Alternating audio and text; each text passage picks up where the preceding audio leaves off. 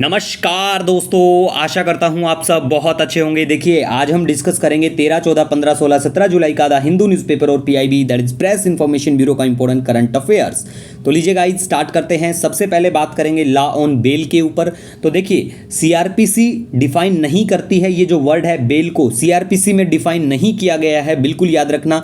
But only categorise offence under the Indian penal code as bailable और non bailable, मतलब सिर्फ categorise किया गया है कि बेलेबल और नॉन बेलेबल ऑफेंस, किस में आपको बेल मिलेगी किस में नहीं मिलेगी, इस बात को कैटेगराइज किया गया है बिल्कुल। और सीआरपीसी इंपावर करती है मजिस्ट्रेट को to grant bail for bailable offence, ठीक है। और देखिए, नॉन बेलेबल जो ऑफेंस होते हैं are cognizable which enables the police officer to arrest without a warrant.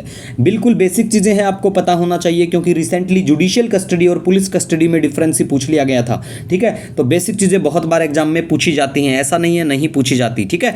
उसके बाद में आर्टिकल 142 को बेयर एक्ट या जहां से भी आपको मिले अच्छे से पढ़ लेना विद एग्जांपल्स के साथ में कि ये क्या स्टेट करता है। कोई भी decree order passed by supreme court to do complete justice was enforceable throughout the territory of India, ठीक है गाइस। मतलब जो भी है 142 को अच्छे से पढ़ लेना, सीधी बात है, बहुत बार चर्चा में रहता है और पूछा भी गया था, ठीक है, सिविल सर्विस एग्जाम में।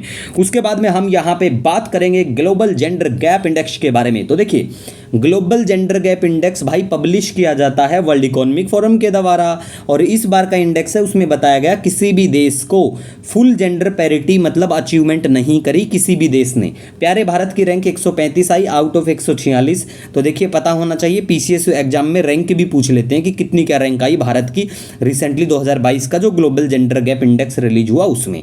अब देखिए, इंडिया की रैंक अपने पड़ोसियों से खराब आई, लेकिन ईरान, पाकिस्तान, अफगानिस्तान से खराब नहीं है, ये भी याद रखना। 4 डायमेंशन के ऊपर ये होता है, 4 डायमेंशन है इसके ग्लोबल जेंडर गैप इंडेक्स के। कौन कौन से? नंबर 1 पॉलिटिकल एम्पावरमेंट, सेकंड है हेल्थ एंड सर्वाइवल, और फिर है एजुकेशनल अटेनमेंट, एंड लास्ट है इकोनॉमिक पार्टिसिपेशन एंड अपॉर्चुनिटी। आपको बिल्कुल पता होना चाहिए चारों जो डायमेंशन है। अब देखिए, हम कुछ इंडेक्स के बारे में बात भी करते हैं। रूल ऑफ लॉ इंडेक्स जैसे वर्ल्ड जस्टिस प्रोजेक्ट लेके आता है, ग्लोबल कम्पिटिटिवनेस रिपोर्ट की बात करें वर्ल्ड इकोनॉमिक फोरम लेके आता है, और भी बहुत सारी रिपोर्ट हैं।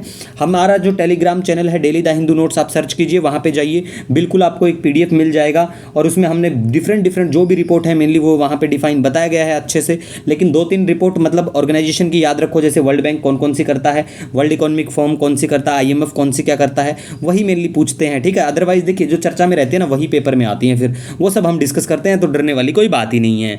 उसके बाद में बात करें तो देखिए, महाराष्ट्र में आपको पता है कि भाई पॉलिटिकल पार्टी में जब कोई डिस्प्यूट हो जाता है तो एक मतलब जो लोग अलग हो जाते हैं वो बोलते हैं कि सिंबल हम लेंगे, दूसरे बोलते हैं कि भाई हम लेंगे, हमने पार्टी को उठाया है, ठीक है। तो इलेक्शन सिंबल ऑर्डर 1968 का आपको पता होना चाहिए, ठीक है। और रिसेंटली पूछा भी गया था सिविल सर्विस एग्जाम में। वैसे देखिए, ऐसी चीज़ें पूछी जाती है भाई, चर्चा में होती है वही तो पूछेंगे, और सपना थोड़ी आता है कि कहाँ से क्या पूछ लेंगे। तो देखिए, इलेक्शन सिंबल 1968 की बात करें तो यहाँ पे डिफाइन किया गया है, साफ साफ बताया गया है कि इलेक्शन कमीशन जो है ना वो डिसाइड कर सकता है डिस्प्यूट अमंग राइवल्स के बीच में। Election commission is the only authority to decide issue on a dispute और a merger under the order, ठीक है। उसके बाद में गाइज हम बात करें सर्वैक के बारे में। ये क्या है? ये इंडिया की first quadrivalent human papilloma virus vaccine है, प्रोटेक्ट करने के लिए वुमेन को अगेंस्ट सर्वाइकल कैंसर, ठीक है। सर्वाइकल अगर कैंसर की बात करें तो देखिए, रिसेंटली इसको जो है ना वैक्सीन को मंजूरी मिल गई है, ठीक है, नोड में मतलब मंजूरी मिल चुकी है, इसी वजह से चर्चा में आया। और इसको किसने क्या बनाया? सेरम इंस्टीट्यूट ऑफ इंडिया, याद रखना ये भी, ठीक है। कई बार आपको सरप्राइज देके और एग्जाम में पूछ भी लेंगे कि भाई किसने क्या बनाया, रिसेंटली ऐसा ही सरप्राइज दिया भी था, ठीक है। उसके बाद में हम बात करें सर्वाइकल कैंसर क्या कुछ होता है, तो देखिए, ये कॉमन सेक्सुअली ट्रांसमिटेड इन्फेक्शन है बिल्कुल, और ये जो इन्फेक्शन है ये लॉन्ग लास्टिंग है, और इसकी वजह से 1 वुमेन एवरी 8 मिनट में मर जाती, डेथ हो जाती है। भैया पता होना चाहिए कितनी खतरनाक बीमारी। उसके बाद में पार्सल आइलैंड की बात करें, मैप में साउथ चाइना सी को देख लेना कहाँ पे ये आइलैंड पड़ता है, अदरवाइज टेलीग्राम चैनल अपने वाले पे मैं एक छोटा सा पोस्ट भी कर दूंगा मैप लोकेशन बेस्ड, ठीक है गाइस। उसके बाद में हम यहाँ पे बात करेंगे तमिलनाडु की जो सरकार है वो स्टैब्लिश करेगी अपने सभी डिस्ट्रिक्ट में डिस्ट्रिक्ट क्लाइमेट चेंज मिशन को। तो देखिए, पीसीएस में एग्जाम में पूछा भी जा सकता है कि कौन से राज्य की सरकार है जिसने अनाउंस किया कि वो स्टैब्लिश करेंगे डिस्ट्रिक्ट क्लाइमेट चेंज मिशन, ठीक है गाइज।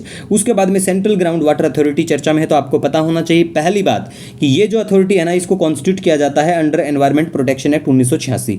बेसिक चीजें हैं, जब भी एनवायरमेंट इकोलॉजी पढ़ेंगे सीधी सीधी चीजें साफ साफ नजर आएंगी आपको, लेकिन जितना रिवीजन करेंगे तभी चीजें याद रहती हैं, ठीक है। रिसेंटली पूछा भी गया था यही एग्जाम मतलब यही सवाल एग्जाम में पूछा गया था सिविल सर्विस के, पता होना चाहिए आपको, ठीक है। उसके बाद में हम बात करें यहाँ पे तो देखिए डोमेस्टिक कंज्यूमर्स जो होते हैं ना, और रूरल ड्रिंकिंग वाटर कोई स्कीम्स होती हैं, आर्म्ड फोर्सेज जो होती हैं, हमारे किसान होते हैं, माइक्रो एंड स्मॉल एंटरप्राइज जो होती है ना, वो मतलब उनको नो ऑब्जेक्शन सर्टिफिकेट लेने की ज़रूरत नहीं है। अगर उनको पानी की ज़रूरत पड़ती है तो ग्राउंड वाटर मतलब पानी एक्सट्रैक्ट करने की वहाँ से। लेकिन अगर कोई इंडस्ट्री और ये सब है, और ये सब अगर बिना नो ऑब्जेक्शन सर्टिफिकेट के पानी निकालते हैं नीचे से, अगर ऐसा होता है तो भैया मिनिमम एनवायरमेंटल कंपनसेशन 1 लाख रुपए तक का आपको देना, भुगतान करना पड़ सकता है, ठीक है। अब देखिए जो ये एनओसी होती है ना, नो ऑब्जेक्शन सर्टिफिकेट, ये 2 से 5 साल तक का पीरियड है, इसके लिए इशू की जाती है, बिल्कुल, ठीक है। तो आपको बेसिक चीज़ें हैं, आपको बिल्कुल पता होना चाहिए। उसके बाद में गाइज हम यहाँ पे बात करेंगे I2U2 के बारे में। I2U2 जो प्रोग्राम रिसेंटली हुआ, जो ये सबमिट हुई, इसमें क्या कुछ हुआ, प्यारे भारत की तरफ से हमारे भी प्राइम मिनिस्टर साहब ने पार्टिसिपेट किया यहाँ पे, और ये इंडिया, इजराइल, यूएई और यूएस, ठीक है। और इसे कहा जाता है वेस्ट एशियन, ठीक है, वेस्ट एशियन क्वाड बी से रेफर किया गया, कहा गया। एक देखिए यहाँ पे हम बात करेंगे AIM for climate, what is it. देखिए इसकी अगर हम बात करें ना, एग्रीकल्चर इनोवेशन मिशन है ये, ज्वाइंटली इसको किसने किया था, यूएस और यूएई के द्वारा, ठीक है। तो आपको बिल्कुल पता होना चाहिए इसके बारे में भी।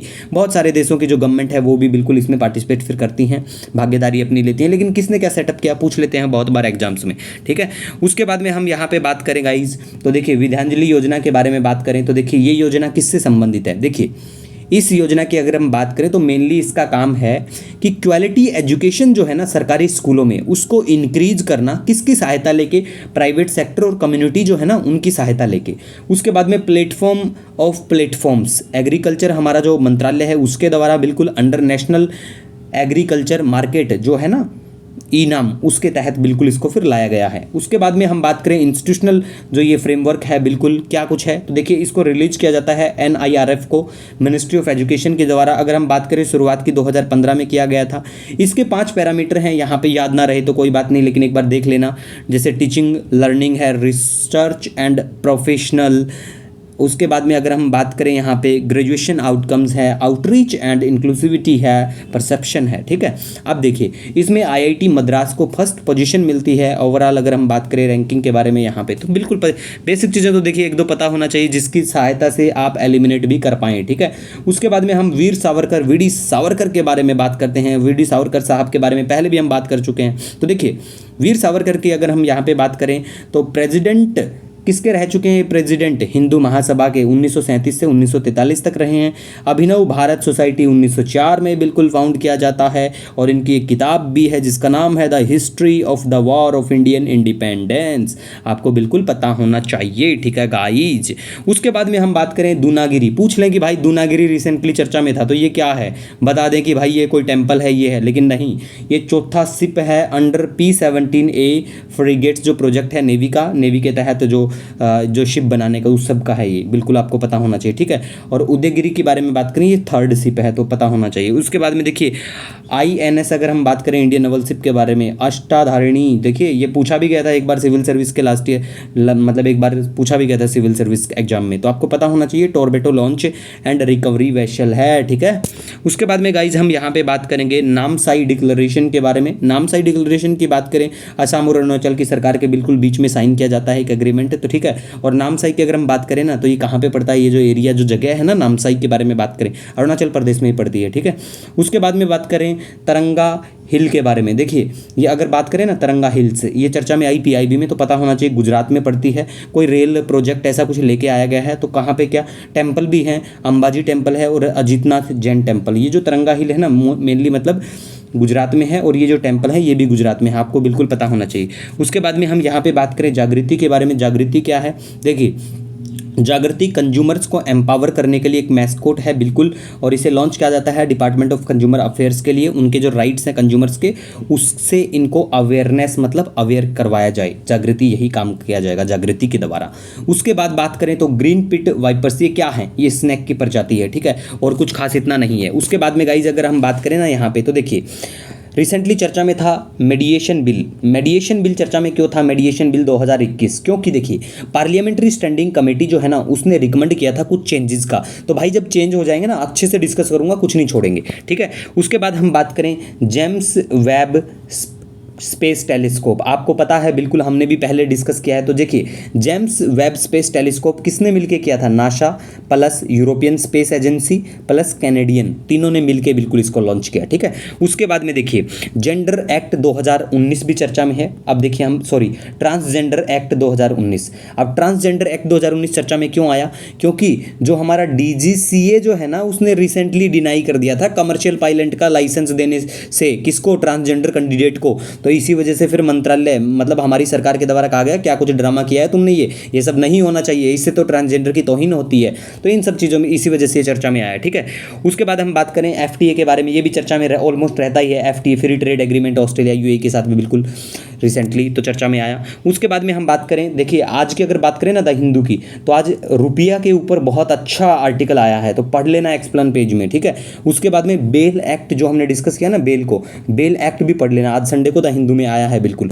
उसके बाद में देखिए गाइज, अगर हम बात करें ना जेसी डैनियल अवार्ड चर्चा में है द हिंदू में, कोई काम का क्यों नहीं है, मैं ये बात करेंगे। जेसी डैनियल अवार्ड की अगर हम बात करें ना, पहली बात इसको केरला की सरकार देती है, ठीक है। अगर सेंट्रल गवर्नमेंट दे या फिर अगर भारत सरकार देती है तो काम की चीज़ बन जाती है। तो जेसी डैनियल अवार्ड फिल्म मेकर के लिए, मतलब मलयालम सिनेमा के लिए दिया जाता है, ये तो इतना कुछ काम का नहीं है। इसी के साथ गाइज देखिए, अगर आपका कोई सजेशन रहता है, कोई सुझाव रहता है, नो डाउट आप मुझे कमेंट या मेल कर सकते हैं। मिलेंगे एक नए वीडियो लेक्चर के साथ, तब तक के लिए हैव ए ऑसम डे।